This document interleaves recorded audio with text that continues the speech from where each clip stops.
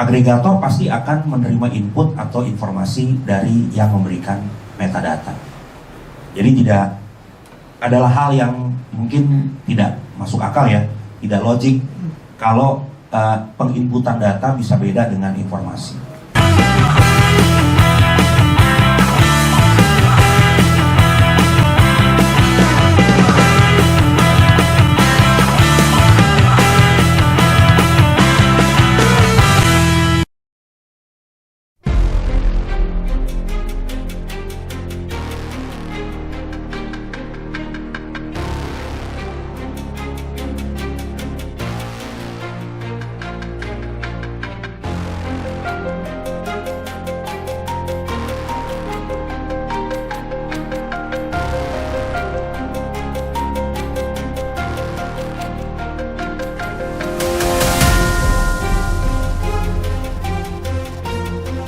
Terkait dengan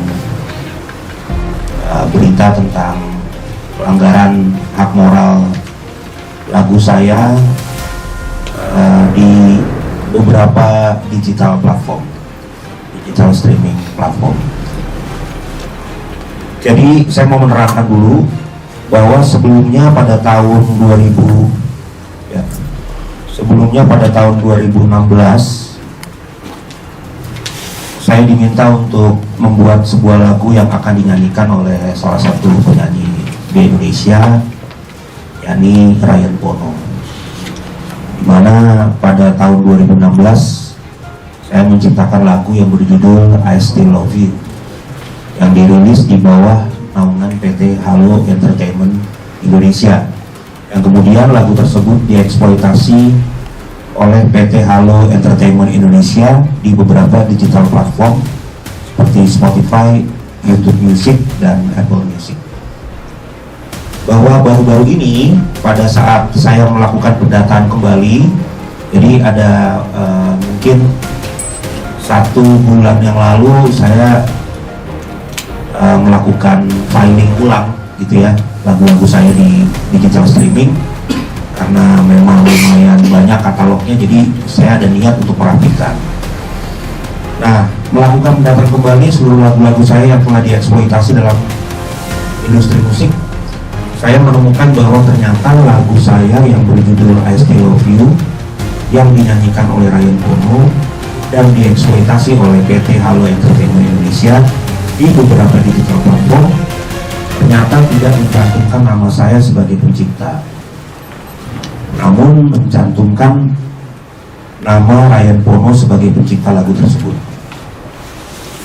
di mana saya sebagai pencipta lagu memiliki hak moral sebagaimana yang telah ditentukan dalam Undang-Undang Cipta, yakni hak untuk selalu dicantumkan nama pencipta dalam setiap ciptaan, dan siapapun dilarang untuk menghilangkan nama saya dalam setiap ciptaan saya. Dengan dicantumkannya nama Ryan sebagai pencipta, saya sendiri sebenarnya selama ini kalau bicara masalah manfaat ekonomi dari lagu tersebut, harusnya saya juga turut merasakan royaltinya gitu. Saya turut merasakan manfaat ekonominya, tapi sampai hari ini reporting yang katanya di report ke Naga Suara pada saat saya membuatkan lagu ini kan tahun 2016 ya, saya masih ada di publishing Naga Suara, itu saya tidak pernah merasakan royaltinya secara signifikan. Tindakan yang dilakukan oleh PT Halo Entertainment Indonesia secara nyata telah melakukan pelanggaran atas hak moral, sehingga telah melakukan pelanggaran atas hak cipta. Nah, oleh karena hal tersebut, saya melalui kuasa hukum saya, yakni kantor hukum Minola Sebayang and Partners, telah melakukan teguran. Jadi kita nggak main untuk respon aja, tapi kita udah melakukan teguran atau somasi sebanyak 2 kali. Yang pertama, somasi pertama dilakukan pada tanggal 19 Juni 2025, namun tidak direspon oleh PT Halo Entertainment Indonesia.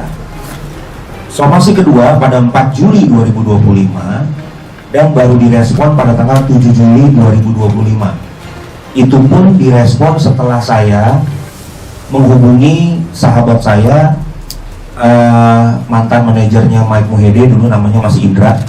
Kebetulan saya masih berhubungan baik. Saya iseng-iseng nanya, Halo Entertainment ini kantornya di mana? Karena saya merasa jangan-jangan surat somasi yang pertama ini alamatnya salah gitu kan. Kan kita bisa aja ngirim dokumen alamatnya salah. Tapi ternyata alamatnya benar, dan akhirnya saya ceritalah sama Mas Indra ini melalui WhatsApp. Setelah saya WA Mas Indra ini, beberapa hari kemudian saya dihubungi oleh pemilik, bukan pemilik ya, maksudnya mungkin orang dari Halo Entertainment Indonesia, yaitu Pak Bongbong, lewat WhatsApp, dan ternyata responnya mengatakan bahwa mereka akan ngecek apakah itu ada kesalahan atau tidak, dan mereka telah melakukan kekhilafan atas tindakan tersebut. Nah, namun demikian, sebagaimana kesalahan dari PT Halo Entertainment Indonesia tidak dilakukan hanya sekali, melainkan terjadi kekeliruan di beberapa digital platform. Jadi bukan cuma satu kesalahannya, jadi ada 3 platform, yaitu tadi YouTube Music, Apple Music, dan Spotify. Sejak 2016 hingga 2025. Sebelumnya kami telah memberikan kesempatan kepada PT Halo Entertainment Indonesia untuk menyelesaikan secara kekeluargaan. Kami telah memberikan waktu, bahkan telah memberikan kesempatan agar PT Halo Entertainment Indonesia untuk menentukan jadwal untuk bertemu. Nanti ada surat-suratnya akan ditunjukkan guna menyelesaikan permasalahan tersebut. Namun hingga saat ini PT Halo Entertainment Indonesia tidak kunjung menunjukkan itikat baiknya untuk menyelesaikan permasalahan ini. Bahwa oleh karena itu, melalui somasi terbuka ini, kami kembali menegur PT Halo Entertainment Indonesia atas tindakannya yang telah melakukan pelanggaran atas hak cipta. Pertama kali saya menemukan, ini contohnya dari Apple Music ya. Ini tulisannya performing artist Ryan Pono, lalu composition and lyrics Irwan Simanjuntak. Padahal secara komposisi, aransemen saya juga yang buat, liriknya juga saya yang buat. Jadi saya nggak tahu kenapa tiba-tiba ada nama Irwan Simanjuntak di sini. Oke, di YouTube Music malah tidak mencantumkan sama sekali nama saya sebagai pencipta. Ya, di YouTube Music. Terus untuk Spotify, pertama kali saya menemukan ini langsung atas nama Ryan Pono sebagai penulis lagunya. Nah, sementara di YouTube dari Halo Entertainment Indonesia jelas nama saya masih ditulis sebagai pencipta lagu, yaitu Badai Krispati. Lalu setelah ini direspon, beberapa hari setelah surat berbalas kepada kuasa hukum saya, ternyata di digital platform ini sudah diganti namanya menjadi nama saya.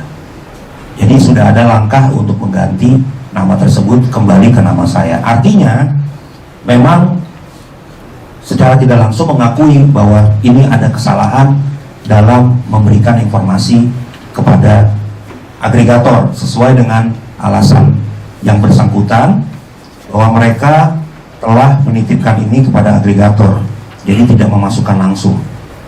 Namun bagi kami, karena saya juga punya perusahaan rekaman, agregator pasti akan menerima input atau informasi dari yang memberikan metadata. Jadi tidak adalah hal yang mungkin tidak masuk akal ya, tidak logik kalau penginputan data bisa beda dengan informasi. Ini adalah somasi terbuka kepada PT Halo Entertainment Indonesia. Mohon direspon, mohon diklarifikasi, karena sesuai dengan undang-undang dan peraturan bahwa setiap pelanggaran hak moral ada sanksinya, dan ini bukan saya yang ngomong, tapi undang-undang cipta yang bicara.